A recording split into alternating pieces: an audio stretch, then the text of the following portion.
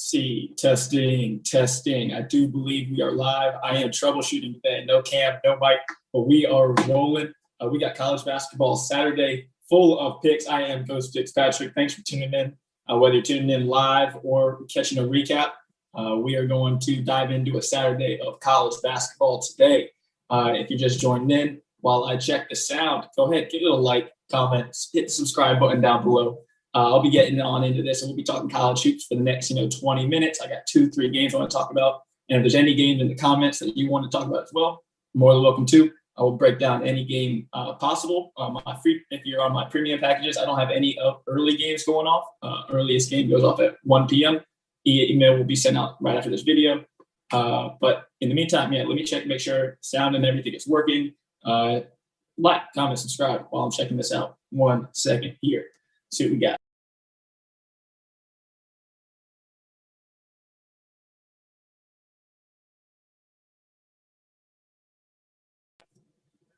I think we're all right. All right. So, troubleshooting today. Beautiful sunset here behind me. Sunrise, sunset maybe. But we'll be talking about college basketball. We'll get right on into it. Don't have too much really to talk about here. Yesterday, 7-unit solo play in college basketball. Nebraska Cornhuskers plus the 12.5. Really wasn't a sweat until the final about 20 seconds of the game. Got a couple technical fouls, a couple free throws. But pretty much no sweat the whole way there on Nebraska. And that was a solo play. It's been pretty much like an up and down week as far as picks go, and not really up and down as far as units go. So 8 out of the last 9 days, we have gained units. So positive days, 8 out of the last 9, 9 out of the last 11.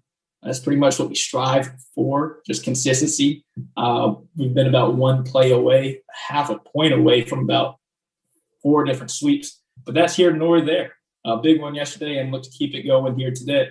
As far as free plays go, free plays have been pretty damn good. Last one out was Kansas, or actually Michigan, minus the 4.5. And that was actually my top 2 play of the day on Thursday. So thanks to everybody who tuned in there and got that one. That's always good to give back to the people, especially a little free one. I think we lost the day before, so came back with the top tier that day. And Michigan was pretty much no sweat. That was Juwan Howard's first game as out as the coach. But Phil Marinelli, he's plenty of experience, coached at St. Joe's for years. He came right in and had a good game plan. Those guys stepped up their experience and covered, no issue. Let's get on into today's picks. So let me see. First one, this one I did on Instagram, Twitter, maybe a little bit. We're going to take Mississippi State. I'm not going to really dive too much into this one. The 2 games I will break it down will be Kansas and Baylor. And then, any other game that you guys would like to. So if you have anything, you can throw it in the comments. Edmonton. Oh, he's got Edmonton versus Florida. Now, I am not the hockey guy. So if you are into hockey, Ghost picks Jimmy, Ghost picks Justin, Ghost picks Jack. They're all into hockey. Benny, I think Benny's more soccer, but Benny doesn't dive into the hockey thing. But I am not hockey, so anything but hockey, that is not me. I am basketball, basketball and golf. If you're into golf, that's I do golf as well. We've been hot with golf. Same with basketball. I'll look to keep it up here today. But right off the rip, we're going to go ahead and get into that Mississippi State one. So Mississippi State is -6 at home, and it's a little bit fishy, maybe. You look at Mississippi State over the past month or so, a lot of losses in there. But I think the most important thing about that is that most of them have been on the road. Mississippi State has been a terrible road team all year long. There's just something about them. Last time I took them on here, it was about a month ago, and they were on the road, and they did not cover. They looked great in the first half, but just fell apart, couldn't score in the second half. And it's been a consistent thing. They won. They finally got the monkey off the back, beating Missouri by 2. Still did not cover that game, but beat Missouri on the road. But these losses: Alabama, LSU, Arkansas, Texas Tech, Kentucky, Florida, Ole Miss. I mean, now I'm going through it. Those last 5 losses, you're talking Alabama, LSU, Arkansas, Texas Tech, Kentucky, Florida. That's like 6 of the toughest places to play in college basketball, honestly. So I take that with a little bit of a grain of salt. And here they are coming back home, where they are far superior. I do believe they are like 5 Don't test me here. Hold on. The last loss was December 5th, I think, at home, and that was to Minnesota. I haven't lost since at home.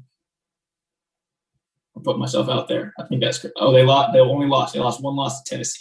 One loss at home to Tennessee over the last 2 months. I'm taking them today with minus the points versus Vanderbilt. My guy, the Panamanian Devil, Iverson Molinar, he and the big men, Garrison Brooks, transferred from North Carolina. I love it.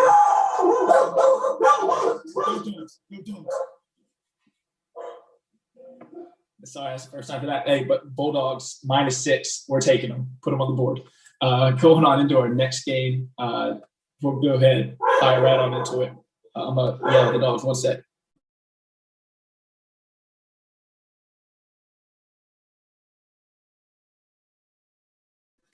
All right, we're back live. Dogs on Saturdays. All right, so Baylor, Kansas. Last time out, Kansas gave them the business.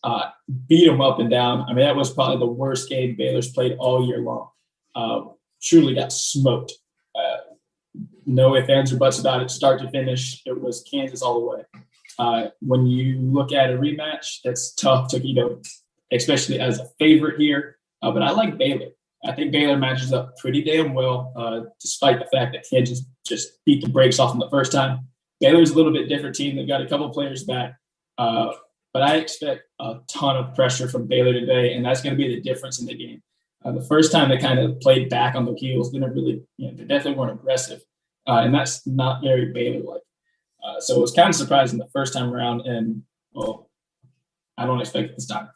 They're one of the best teams in college basketball at forcing turnovers. And, Kansas has been one of those teams that coughed the ball up a decent amount this year.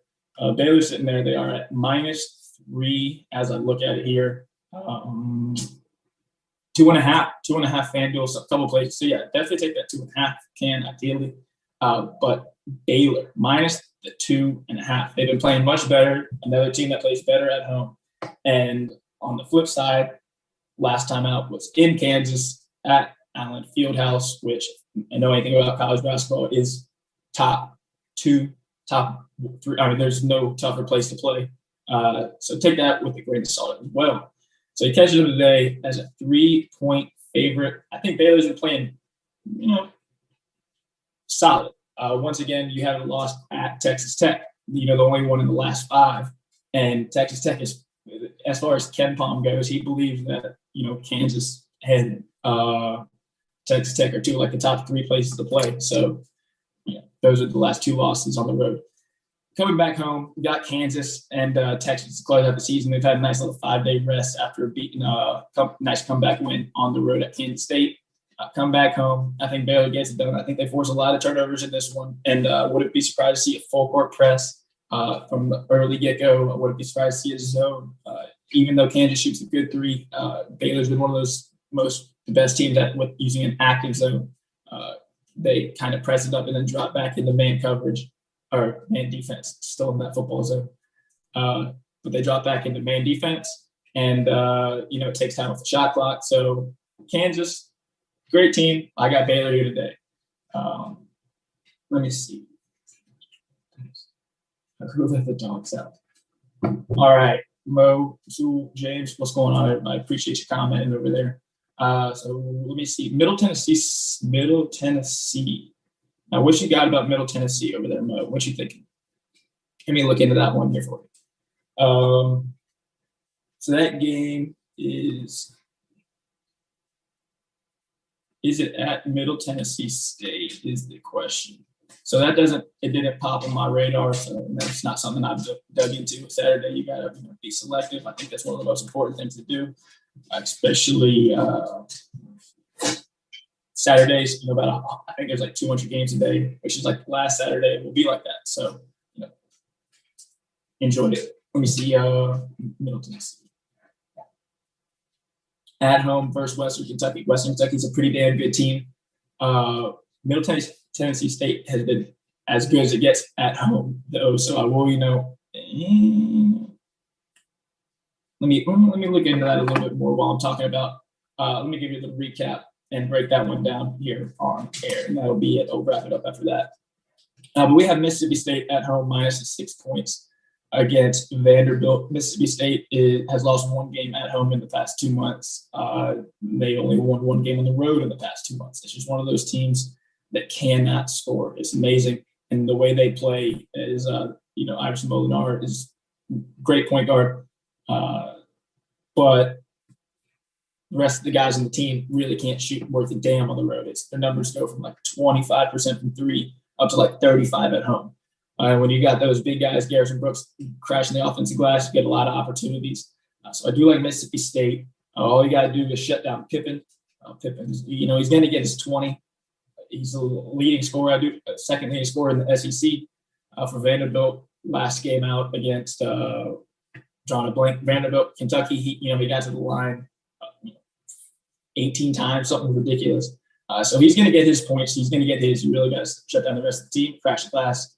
And I do believe Mississippi State is in a good spot here at home. Coming off a road win. I think that's important. They did lose to South Carolina last game out, but the game before they did win at Missouri, so they got that marked off the bat. I wouldn't be surprised to see him actually roll today. So that game's the early one at 1 o'clock. And then the other game I like is Baylor minus the 2.5. I think Baylor should be closer to 5, 4.5. I do believe the line is what it is because the last game out against Kansas at Allen Fieldhouse, it's one of the toughest places to play. Absolutely gave them business. So line's a little inflated or deflated, I guess, depending on which way you look at it. But let me see. All right, looking into this Middle Tennessee State game here. Okay.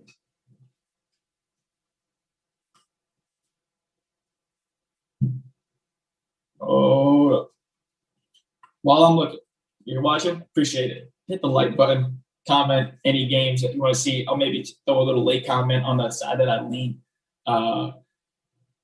But yeah, I do always appreciate it. If you're tuning in late as well, don't be afraid to hit the subscribe button. But let's see. Middle Tennessee State, Western Kentucky. So these are things I look at straight from top to bottom. You got to look at field goal percentage, obviously, offensively and defensively, and strengths, whether it's inside or outside. So Middle Tennessee State's pretty damn good defensively, for what it's worth. And Western Kentucky is one of the premier offensive teams for mid-majors. They shoot pretty damn well from the field, from three in particular. So you got to be able to shut down the three, and that is something that Middle Tennessee State has done all year long. So that's crucial. And then you look at probably the biggest factor in this one is the fact that Middle Tennessee State is at home. Middle Tennessee State at home is a grand 8-0 in conference play, and it's tough to. So personally, I like Western Kentucky. I think that line's fishy for what it's worth, and partially because of that. You look at Middle Tennessee State at home; they're 12-0 in the season. They're 8-0 in conference, and this line is sitting at 1. A little suspect to say the least. Big game for both as far as positioning goes in the conference tournament. Line even opened at like 2.5, and it's just dropping down. I'm actually I'm